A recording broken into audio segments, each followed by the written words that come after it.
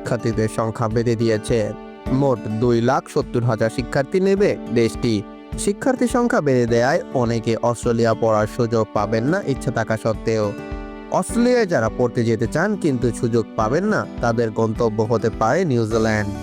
কম visa ফি, সাশ্রয়ী জীবনযাত্রা খরচ এবং স্বীকৃতি যোগ্যতা সহ নিউজিল্যান্ড অস্ট্রেলিয়ার বিকল্প দেশ হতে পারে উচ্চশিক্ষার জন্য। অনেকের কাছে উচ্চশিক্ষার জন্য আকর্ষণীয় বিকল্প হতে পারে নিউজিল্যান্ড।